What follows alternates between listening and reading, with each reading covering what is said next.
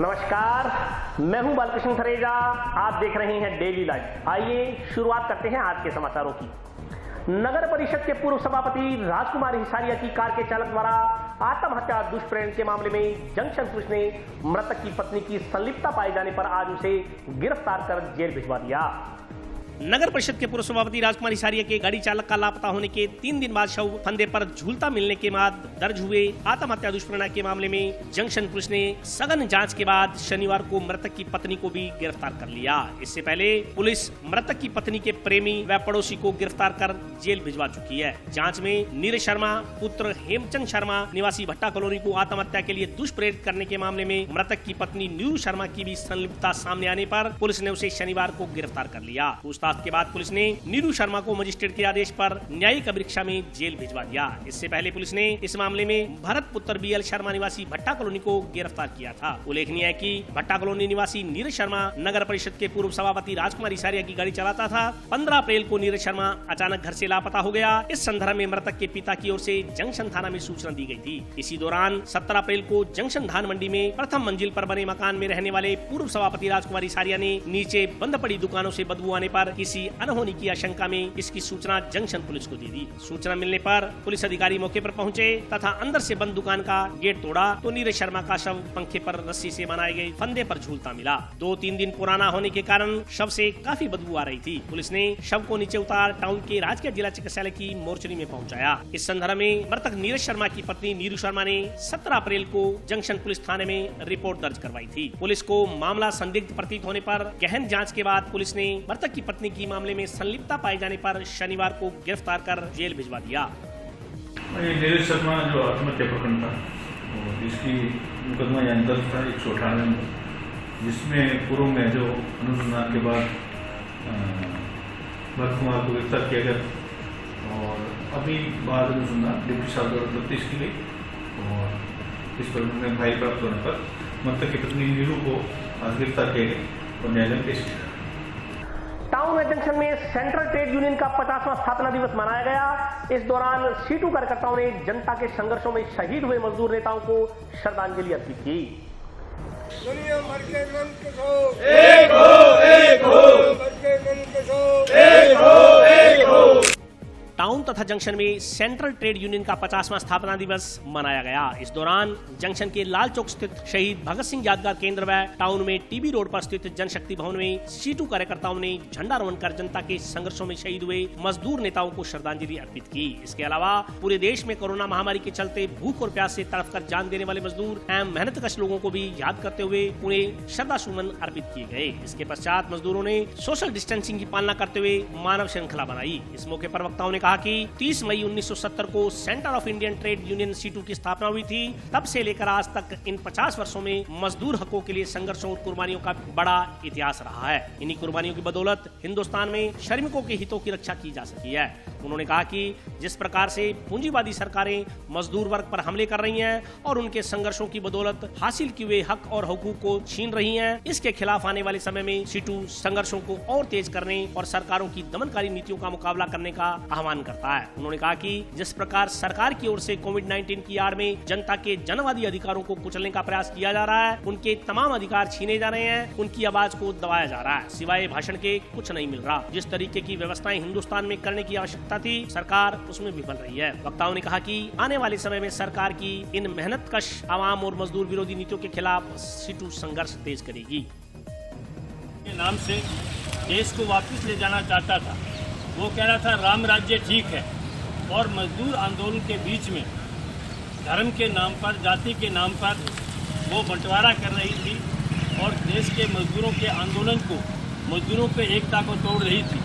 ऐसे ही दौर के अंदर आज़ादी से पहले बना हुआ संगठन all India trade union congress AITUC जो है, उसकी ये समझ बन गई कि देश में सरकार जो है वो राष्ट्रीय पूंजीपति की है, छोटे पूंजीपति की है और वो देश का विकास चाहता है, मजदूरों का विकास चाहता है।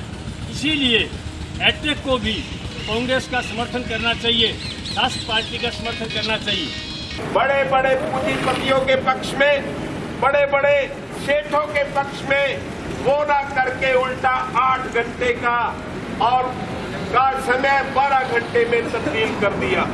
हमारी डिमांड है, CITU क्या ये मांग है कि अति शीघ्र सरकार दोबारा उसमें विचार करके दोबारा 8 घंटे का टाइम करे और उसके साथ साथ 7500 रुपए हर वो इंसान जो हिंदुस्तान का निवासी है, जो इनकम टैक्स के दायरे से बाहर है, हर माह जब तक ये हालात नहीं सुधरते तब तक 7500 रुपया हर माह उस जनता के खातों में वो जाने चाहिए। आज का जो ये C2 दिवस जो मनाया जा रहा है, स्थापना दिवस है, पूरे देश और प्रदेश के अंदर मजदूर ये अपना मना रही है। और इसके साथ साथ जो सेंट्रल सरकार और जो राज्य सरकार जो मजदूरों पे कानून बहुत कुर्बानियाँ दे के बनवाए थे, 8 घंटे का जो टाइम तय किया था मजदूर का, आज ये भारतीय जनता पार्टी की सरकार और मोदी मजदूरों की गर्दन पर छुरी चलाने वाला काम कर रही है। 8 घंटे के बजाय ये 12 घंटे जो कर रही है, ये बहुत गलत पूरे देश और प्रदेश में कर रही है। और मजबूर CITU के मजदूर को रोडों पर आना पड़ेगा। ये लॉकडाउन की आड़ लेके हम लॉकडाउन का समर्थन करते हैं। पूरे देश और प्रदेश में जो बीमारी का कहर है, हम जिससे कहते हैं भी बीमारी से बचो, लॉकडाउन का पालन करो, पर ये सरकार, खुद ही सरकार, जो मोदी सरकार जनता को रोड पर ले आने को मजबूर कर रही है। हम यही कहना चाहते हैं कि जो धर्म कानून ये इनके विरोध जो बना रही है, ये मोदी सरकार वापस ले, यही आज हमने यहाँ टाउन में DB रोड पर जनशक्ति भवन के सामने C2 स्थापना दिवस मनाया है और सोशल डिस्टेंसिंग का पालन करते हुए हमने ये कार्यक्रम किया है। और हालात ये है कि कोरोना के चलते और लॉकडाउन के चलते तमाम गरीब जनता की, मजदूर की, जो हैंड टू माउथ है, जो दिहाड़ीदार मजदूर है, जो खोमचा रेडी रिक्शा चलाने वाला मजदूर है, उसकी हालत बड़ी खराब है। और अभी पैकेज जो सरकार ने 20 लाख करोड़ रुपए का जो अभी पैकेज दिया है, मैं नहीं समझता कि वो राशि, वो पैसा आम जनता तक पहुंचेगा।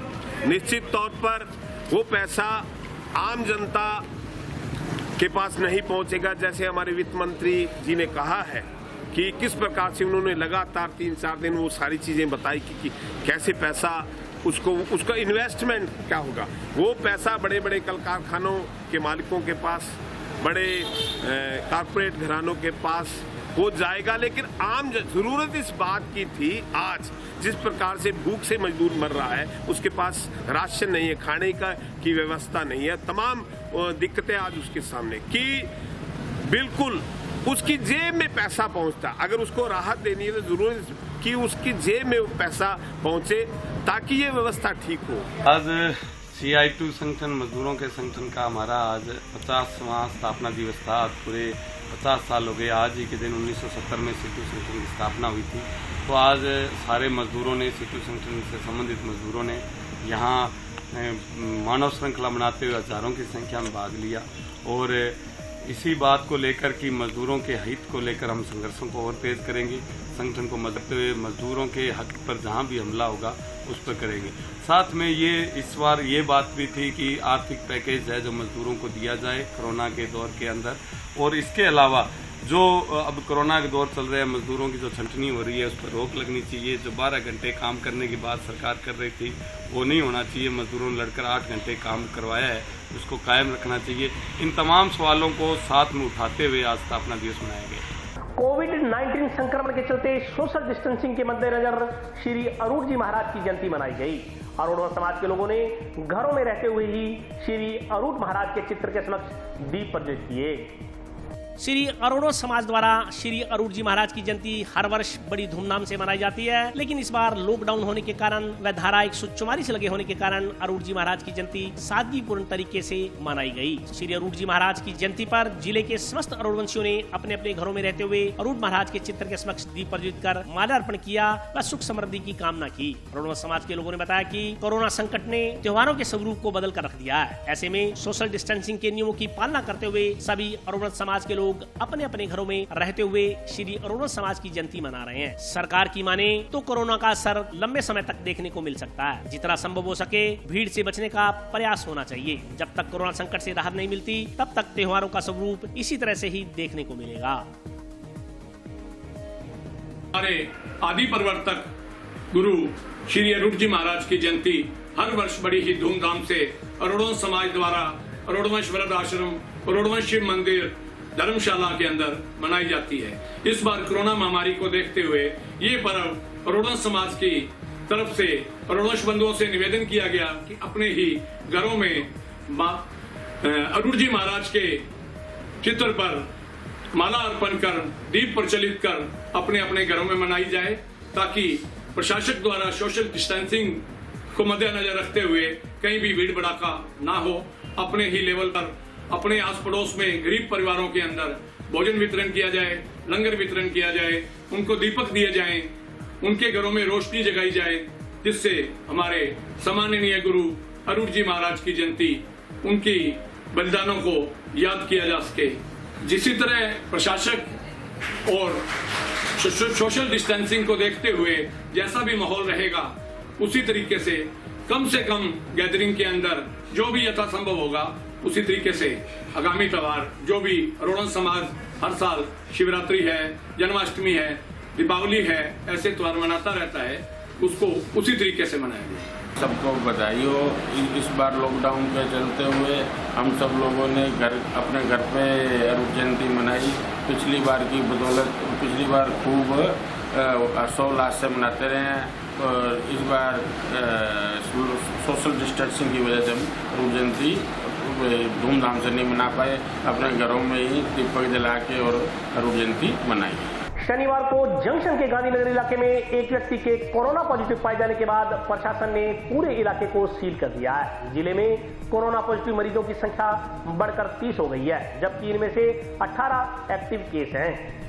हनुमानगढ़ जिले में भी कोरोना पॉजिटिव मरीजों की संख्या में तेजी से बढ़ोतरी हो रही है। शनिवार को हनुमानगढ़ में एक और पॉजिटिव केस सामने आया। यह पॉजिटिव मरीज जंक्शन क्षेत्र के वार्ड नंबर 49 गांधीनगर में मिला। मेरी जानकारी अनुसार जिस 23 वर्षीय युवक की सैंपल रिपोर्ट पॉजिटिव आई है वह 26 मई को ही दिल्ली से हनुमानगढ़ आया था। हालांकि राहत की बात यह रही कि चिकित्सा विभाग ने इस युवक को दिल्ली से आते ही होम क्वारंटाइन कर दिया था। आते ही चिकित्सा विभाग की RRT टीम ने इस युवक को ट्रेस आउट कर लिया था। 28 मई को इस युवक का सैंपल लेकर जाँच के लिए बीकानेर भिजवाया गया। शनिवार को जिला अस्पताल प्रशासन को इस युवक के सैंपल की रिपोर्ट पॉजिटिव मिली। जंक्शन क्षेत्र में यह दूसरा पॉजिटिव केस है। इससे पहले सुरेशिया मोहल्ले का एक युवक कोरोना पॉजिटिव पाया गया था। उसकी भी दिल्ली की ट्रेवल हिस्ट्री थी। हालांकि वह रिकवर होकर घर लौट चुका है। दूसरी तरफ शनिवार को सुबह जैसे ही गांधीनगर में कल्याण भूमि के पास रहने वाले इस युवक की सैंपल रिपोर्ट पॉजिटिव आई, चिकित्सा विभाग सहित जिला प्रशासन अलर्ट मोड पर आ गया। खंड अधिकारी कपिल यादव, नगर परिषद आयुक्त शैलेंद्र गोदारा सहित पुलिस प्रशासन व स्वास्थ्य विभाग की टीम मौके पर पहुंची। पॉजिटिव पाए गए युवक के मकान वाली गली को पूरी तरह ब्लॉक कर दिया गया है। कुछ देर बाद जिला कलेक्टर जाकिर हुसैन ने आदेश जारी कर गांधीनगर के कुछ क्षेत्र में कर्फ्यू लगा दिया। चिकित्सा विभाग की टीम पॉजिटिव युवक व उसके परिवार के सदस्यों के संपर्क में आए लोगों की पहचान करने में जुटी है।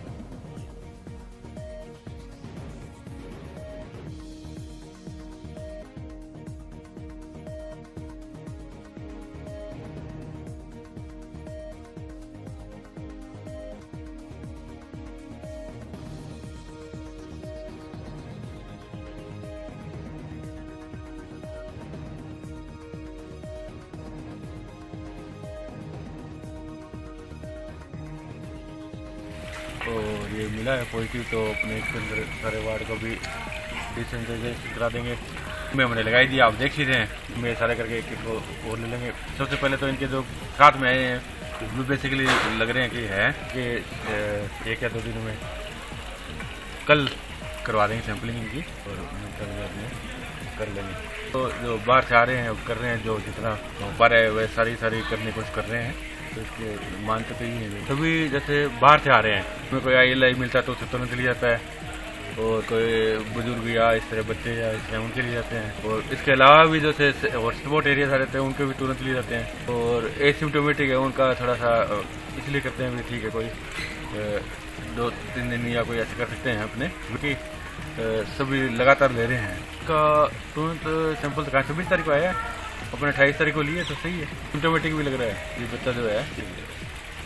तो बाहर से आए तो बिल्कुल स्ट्रिक्ट क्वारंटाइन में रहें और उल्लंघन नहीं करें किसी तरीके का। और सबसे बड़ी बात अगर है तो फिर अपने वहाँ करते हैं व्यवस्था अलग से, तो उनके लिए खुद के लिए सभी के लिए थोड़ा सा दिक्कत वाली बात होती है।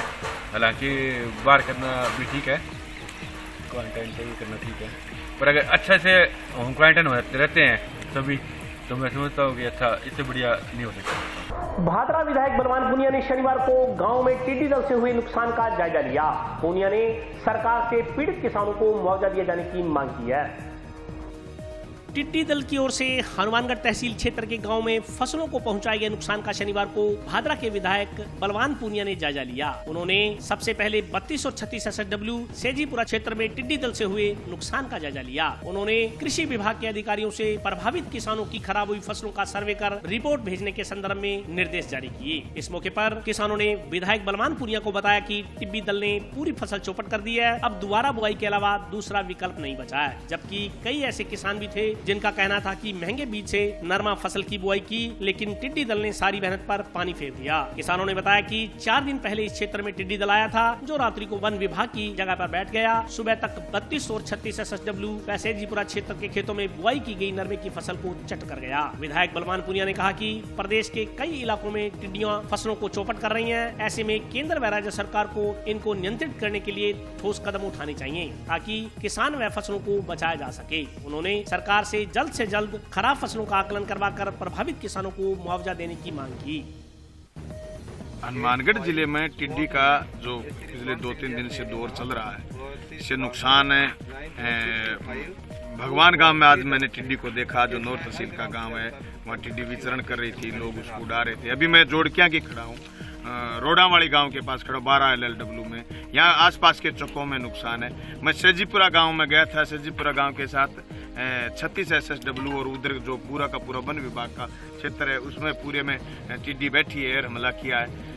ये हमने नुकसान का आकलन करवाने को लेकर के, दूसरा मुआवजे की बात को लेकर के, तीसरा एहतियात के तौर पर हम सीखना चाहते हैं, देखना चाहते हैं कि इससे मुकाबला यहाँ के किसानों ने, कृषि विभाग ने, सरकार ने कैसे किया है। वैसे हमारे नौर भादरा क्षेत्र में भी अगर टिड्डी आ जाए तो हम उसका प्रोटेक्ट कैसे करें, तैयारियां भी है कृषि विभाग तैयारी के। लेकिन अभी भी हम भारत सरकार से मांग की, मैंने 5 दिन पहले प्रधानमंत्री मोदी को चिट्ठी लिखी है कि आप हमारे को हेलीकॉप्टर उपलब्ध करवाइए ताकि पाकिस्तान की तरफ से आने वाली टिड्डी, और जो आने वाले दिनों में बता रहे हैं कि करोड़ों अरबों की संख्या में फिर आएगी, कई दफा आएगी, उस टिड्डी का मुकाबला किया जाए और ऊपर उसको जहां भी वहां बैठे वहां हवाई हमले से, दवाई के हमले से उसको रोका जाए। और किसानों से भी मेरा कि आप सारे खेती बचाने के लिए जिस तरीके से कोरोना को आज देश में किसान जो कोरोना के पीरियड में भी किस तरीके से खेतों में काम करके बिना डरे हुए किसान को, देश की जनता को बचाने में लगा हुआ था, आज खेती को बचाने के लिए भी किसान मजबूती के साथ इसका मुकाबला करे।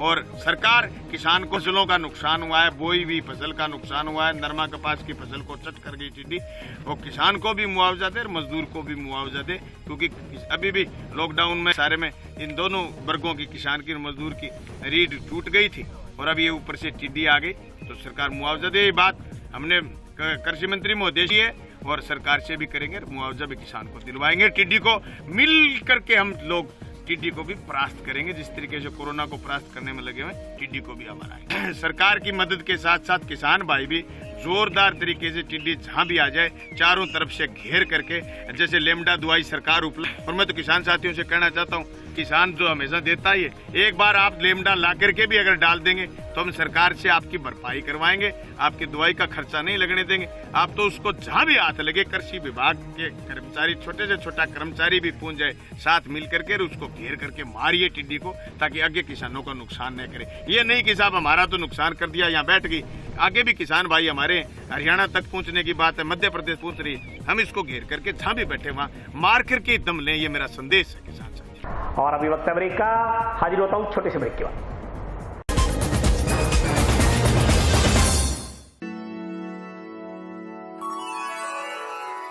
यूं तो कई बार मुझे हंसते देखा है, पर ये हंसी कुछ और है। ये गहना मुझ पर जचता है, पर ये महज एक गहना नहीं, ये रूपरेखा है मेरे मन की, हंसती खिलखिलाती लहरों की, जो आतुर थी अब तक मुझ पर सजने को। इसलिए ये गहना ही मेरा सच्चा श्रृंगार है, श्रृंगार है, श्रृंगार है।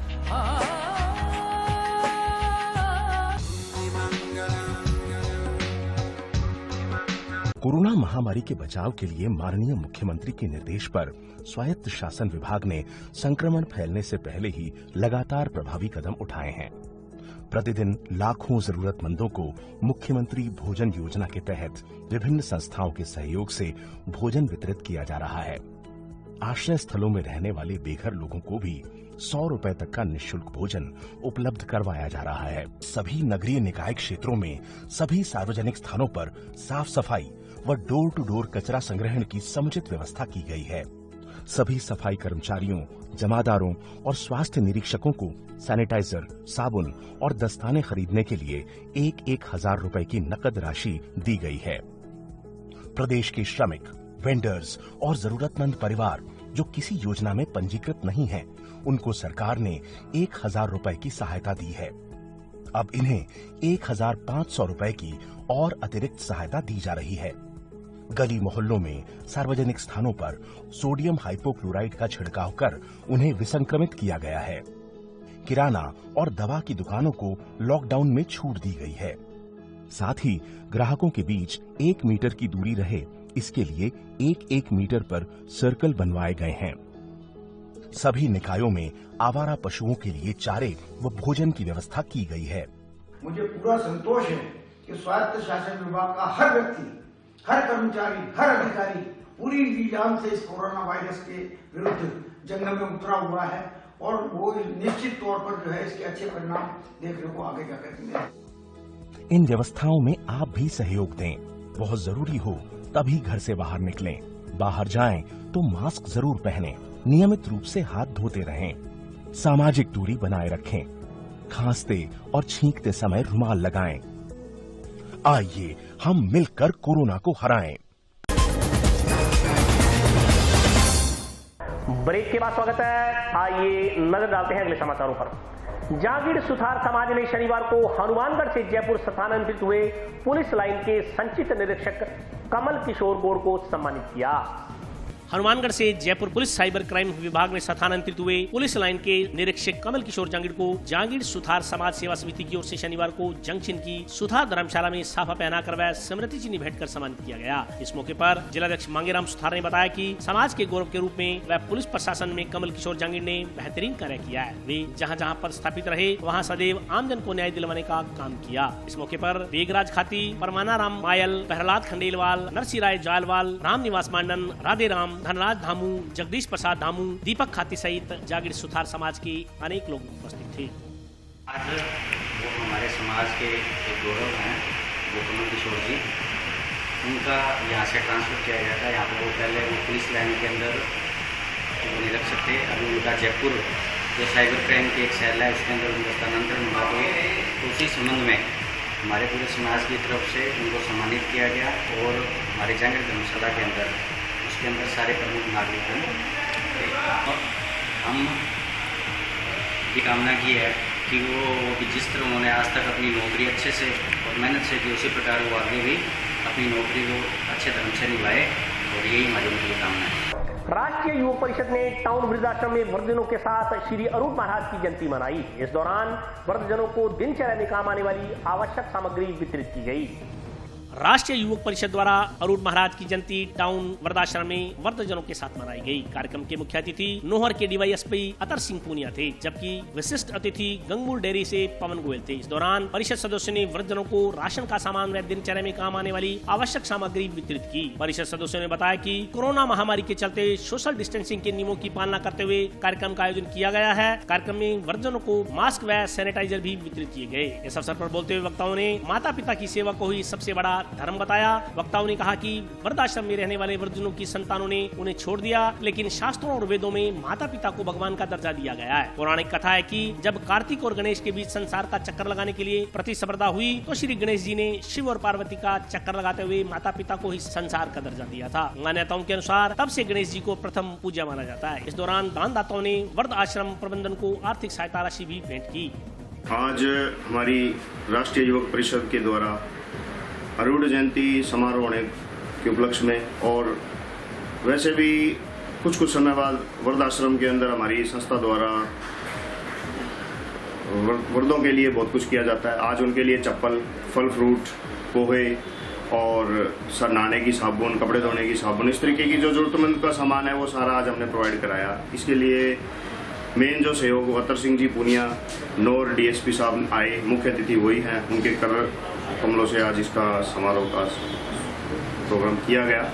और आगे भी हर महीने ऐसा प्रोग्राम करते रहते हैं, परंतु आज अरूढ़ जयंती होने के ऊपर ये विशेष रूप से किया गया। हर साल अरूढ़ समाज द्वारा बड़ी धूमधाम से अरूढ़ जयंती मनाई जाती थी, जिसके अंदर हजारों की तादाद में अरूढ़ जी महाराज की प्रतिमा के आगे माला पढ़कर पुष्प अर्पित कर मनाई जाती थी। परंतु कोरोना काल के चलते हुए और भारत सरकार की गाइडलाइन के अकॉर्डिंग आज सभी ने अपने अपने घरों में अरूढ़ जी महाराज को पुष्प अर्पित कर, नमन कर उन्हें अरूढ़ जयंती मनाई। आज किसी भी प्रकार का कोई समारोह नहीं किया गया, क्योंकि कोरोना काल को देखते हुए जितनी दूरियां बनाई जा सके वो अच्छी है। आज अरोड़ा समाज अरोड़वंश के गुरु श्री अरूढ़ जी महाराज की जयंती है। सभी घरों में रहते हुए सोशल डिस्टेंसिंग का पालन करते हुए बहुत अच्छी तरह से मना रहे हैं। तो उसी कड़ी में आज वृद्धाश्रम भी आए हुए हैं और इसी तरह आगे प्रोग्राम चलता रहे। बीती शाम से ही रुक रुक कर हो रही बारिश ने आड़त व्यवसायियों की चिंताएं बढ़ा दी हैं। आड़त व्यवसायियों का कहना है कि बारिश के कारण धान मंडियों में पड़ा गेहूं भीग रहा है, जबकि उठाव की गति बेहद धीमी है। बीती शाम हुई तेज बारिश के कारण टाउन धान मंडी में पड़े गेहूं के थैले भीग गए। प्रदेश में बारिश और अंधड़ को लेकर जारी हुए अलर्ट ने आड़त व्यापारियों की चिंताएं बढ़ा दी हैं। जिले में हुई बारिश के कारण टाउन धान मंडी में जगह जगह पानी एकत्रित हो गया। धान मंडी में गेहूं के थैले पानी में पड़े नजर आए। लाख प्रयास के बावजूद भी गेहूं भीग जाने से व्यापारियों में चिंता का माहौल बना हुआ है। बारिश के चलते किसानों को मंडियों में गेहूं लाने के लिए फिलहाल मना कर दिया गया है। व्यापारियों ने बताया कि धान मंडी में तुला हुआ गेहूं यदि खराब होता है तो उसका हर्जाना व्यापारियों को भरना पड़ता है। तुलवाई का काम धीमी गति से चल रहा है। ऐसे में यदि बारिश होती है तो गेहूं की गुणवत्ता पर भी बुरा प्रभाव पड़ता है। व्यापारियों ने चिंता व्यक्त करते हुए बताया कि गत वर्ष भी बारिश के कारण धान मंडी की कई फर्मों को आर्थिक हानि झेलनी पड़ी थी। इस बार भी यदि ऐसा कुछ हुआ तो मंडी व्यापारियों का काफी नुकसान होने की आशंका है। काफी नुकसान हुआ है मंडी का। जैसे ये पानी में गट्टे भर गए हैं, हमने भी इधर देखो 800 गट्टे निकलवाए हैं, लेबर भी लगेगी, रीपैकिंग होगी, सभी होगा, गट्टे भी खराब हो गए, सब चीज़ है, सब पूरी मंडी में नुकसान है। नहीं, ये व्यवस्था दी है भी, जमींदारों को बोल दिया माल एक बार नया लाएं, जो मंडी में माल पड़ा उसको तिरपाली वगैरह दे रहे हैं, गट्ठे लगवा रहे हैं, अंदर शेड के नीचे करवा रहे हैं। मीह ना करके भी नुकसान तो है ही है। मंडियां ਦੇ ਵਿੱਚ ਹੁਣ ਬਾਈ ਯਾਰ ਦੇਖ ਲਾ ਤੜਕੇ ਦਾ ਇਧਰੋਂ ਉਧਰ ਤੇ ਇਧਰੋਂ ਇੱਧਰ ਹੁਣ ਲਿਫਟਿੰਗ ਨਹੀਂ ਹੁੰਦੀ ਗੀ। ਜਦੋਂ ਪ੍ਰਬੰਧ ਹੈਗੇ ਬਈ ਸੇਠ ਤਰਪਾਲਾਂ ਦਿੰਦੇ ਐ, ਹੁਣ ਟਰਾਲੀਆਂ 2 ਲੈ ਕੇ ਆਏ ਸੀ, ਹੁਣ ਤਰਪਾਲਾਂ ਦਿੱਤੀਆਂ ਵਿਜੜਨਾ ਪੂਰਾ ਫਰਕ ਪੈਂਦਾ। ਬਰਸਾਤ ਵਿੱਚ ਨੁਕਸਾਨ ही नहीं ਜਾਂਦਾ ਵਿੱਚ, ਨੁਕਸਾਨ ਹੀ है भाई। ਹੁਣ ਜ਼ਿਮੀਂਦਾਰ ਨੂੰ ਤਾਂ ਮਾਰ ही मार है फिर ਉਹਦੇ ਚ। जैसे मंडी में बारिश हो रही है, इसका नुकसान तो हो रहा है। यदि बहुत ज़्यादा बारिश हो जाती है तो यहाँ पे इतने कट्टे खराब होंगे कि पूछो मत। तो कई एरिया में क्या है, सड़कों पे आधा फुट पानी इकट्ठा हो जाता है। तो इससे क्या है, तो कणक डैमेज हो जाएगी, बहुत ज़्यादा नुकसान होगा। उससे व्यापारियों को भी होगा कि व्यापारी को सारे कट्टे अलग से निकालने पड़ेंगे, उनकी डांग लगानी पड़ेगी। और आज के टाइम में मैंने देखा है जो डांग 2 रुपये लगती थी वो 3-3, 4-4 रुपये लेबर लेने लगी है। और लोगों ने कच्ची वाले है या व्यापारी है वो बहुत ज़्यादा इसमें ध्यान दे रहे हैं कि नीचे स्टैक वो अपने गार्डन लगा रहे हैं, कोई जाली लगा रहे हैं। तो गवर्नमेंट को चाहिए कि अभी लिफ्टिंग बढ़ानी चाहिए, एफसी वालों को चाहिए 1-2 दिन परचेज बंद कर दो, उसमें कोई दिक्कत नहीं है। लिफ्टिंग बढ़ाएंगे तो मंडी का माल खत्म हो जाएगा, उसके बाद नया माल आएगा, नए सिरे से चलेगा। और यदि बारिश ज़्यादा आ गई तो बहुत ज़्यादा नुकसान होगा। इसको प्रशासन को इस चीज़ में देखना चाहिए। और आज के लिए बस इतना ही। कल फिर हाजिर होता हूं नए समाचारों के साथ। तब तक आप स्वस्थ रहिए, प्रसन्न रहिए और लॉकडाउन के नियमों का पालन करते रहिए। नमस्कार।